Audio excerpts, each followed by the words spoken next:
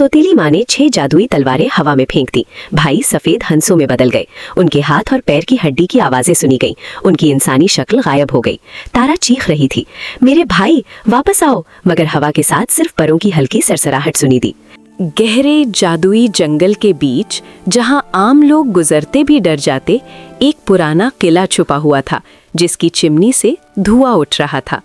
खुशबूदार खाने की खुशबू पूरे माहौल में फैल रही थी, जो इस सुनसान जगह में भी गर्मजोशी पैदा कर रही थी। किले के अंदर बावर्ची खाने में एक जवान लड़की तारा खड़ी थी।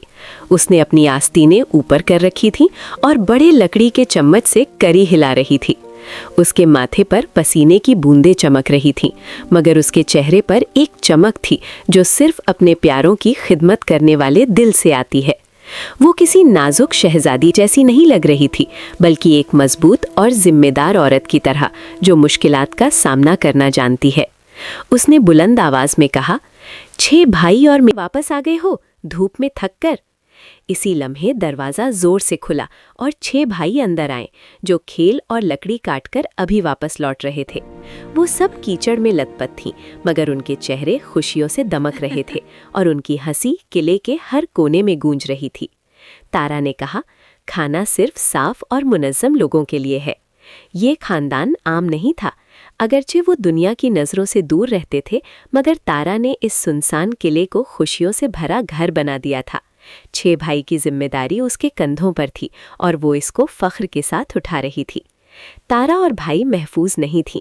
उनके वालिद, जो इस ज़मीन के बादशाह थे, उन्हें बहुत प्यार करते थे, मगर दूसरी शादी ने उनकी जिंदगी जहर बना दी थी। बादशाह अपने बच्चों को अपनी सौतेली माँ की लानत से बचाने के लिए इस किले में ले आए, जिसका रास्ता सिर्फ जादुई धागे से मुमकिन था।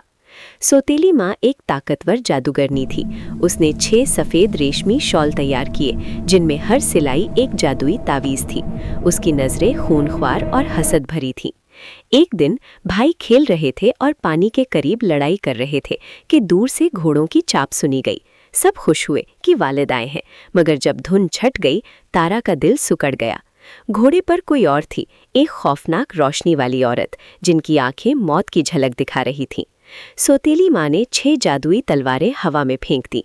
भाई सफ़ेद हंसों में बदल गए। उनके हाथ और पैर की हड्डी की आवाज़ें सुनी गईं।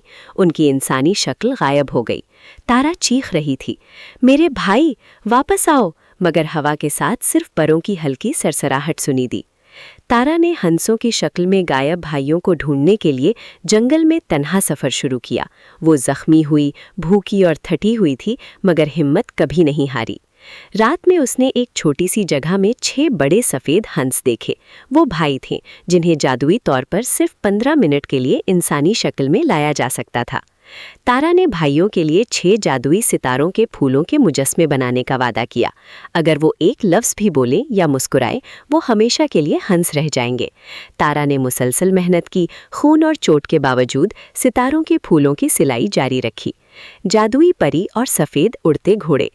एक दिन जंगल में सफ़ेद उड़ते घोड़े आए, जो जादुई ताकत रखते थे। वो तारा और भाइयों की हिफाजत में मदद कर रहे थे। साथ ही जादुई परी लायरा भी जाहिर हुई, रोशनी बिखेर रही थी। तारा ने हिम्मत करके सौतेली माँ का सामना किया। 6 हंस दोबारा इंसानी शक्ल में तब्दील हो गए। सफ़ेद उड़ते घोड़े उनके गिर्द घूम रहे थे। जादुई ताकत ने सौतेली माँ के तावीज़ को तोड़ दिया। तारा और भाई किला वापस आईं। वालिद ने उन्हें गले लगा लिया। परी लायरा रोशनी बिखेर रही थी। सफ़ेद घोड़े इर्द गिर्द उड़ रहे थे। तारा बोली, अब मैं बोल सकती हूँ, हम सब महफूज हैं। नतीजा और सबक। हकीकत, सब्र और मोहब्बत हर तारीकी पर गालिब आती है।